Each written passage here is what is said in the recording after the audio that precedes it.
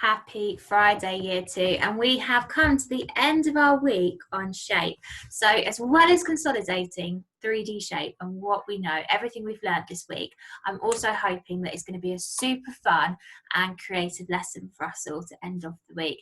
And guess who's joined us today? Who's in the background? It is our very own Pashley Positive Panda, and he is really looking forward to some super maths today. Now, I need to share my screen. Mr. Davis was taking the mickey out of me earlier because he was laughing at one of my other videos where I said, "And back to me." We were having a good old giggle about that earlier. Okay, so let's just start on recapping all of the 3D shapes we know. So I'm going to point with my arrow and you guys are going to shout out at the screen the name of the shape. Brilliant. Cone. This one. Pyramid, this one. Cube, fantastic, this one. Prism, this one.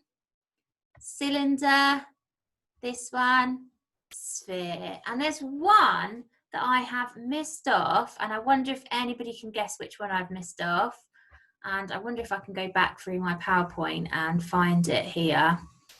It is the cuboid. It's this one here. Fantastic. Silly Miss Dyer, but there you are. That's live teaching for you.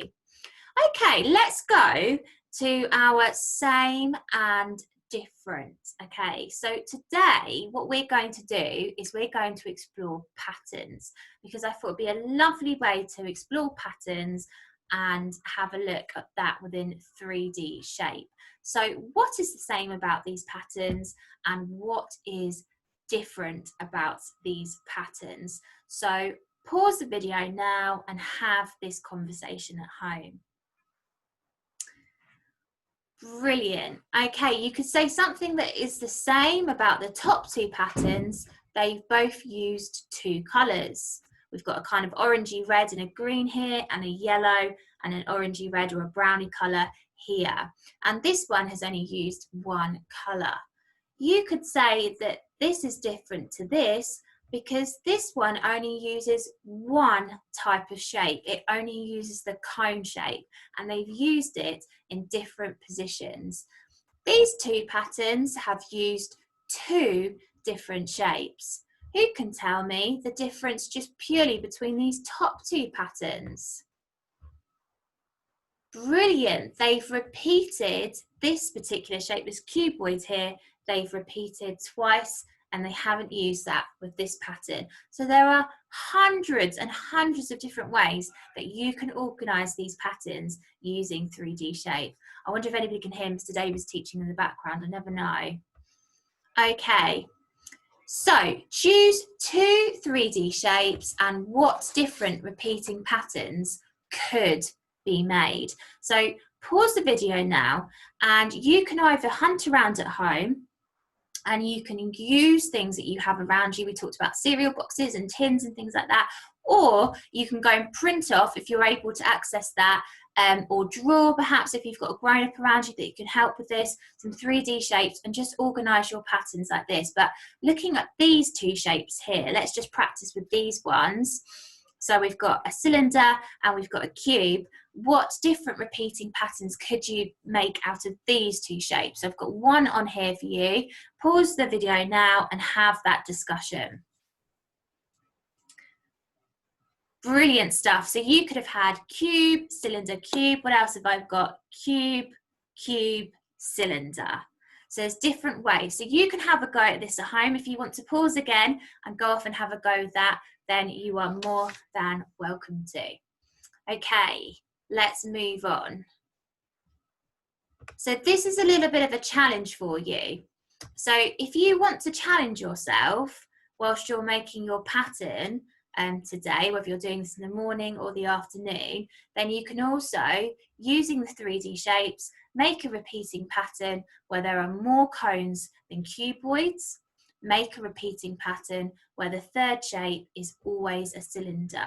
And I've copied and pasted this challenge onto our weekly timetable. So if this is something that you want to do at home, once you've made your own patterns using your resources around you or using pictures, then you can include this one in that as well. I think the final thing that I wanted to end our week off with is this. Now, I have done this previously with classes, and it's lots and lots of fun. If you actually want to go and find straws, you can use Play-Doh for this, sticks, anything at all, any resources. You can use pens and pencils. Just make sure you do ask permission before you go around the house hunting things. I'm very sorry, grown-ups. But go and have a go at building 3D shapes, because it is so much fun, and writing down all the properties, all the features of the shape. So we've got a cube here. It has 6 faces. Okay, we talked about a face being like a bottom. We have to sit on it. It's got the edges. It's got 12 edges. And it's got 8 vertices. And actually the vertices here, they've used some dough in the blue for the vertices. So that's a really nice, clear way of being able to identify those. So your challenge today is, what patterns can you make? And last week I said to everybody that if they made some fabulous number cards, that I would celebrate those by putting the top 3 on to Facebook, and we'll do exactly the same with shape this week. So if I can have some awesome 3D shapes sent my way, I will ask Mr. McInnes, Mr. Davis and myself for Woodpecker's class.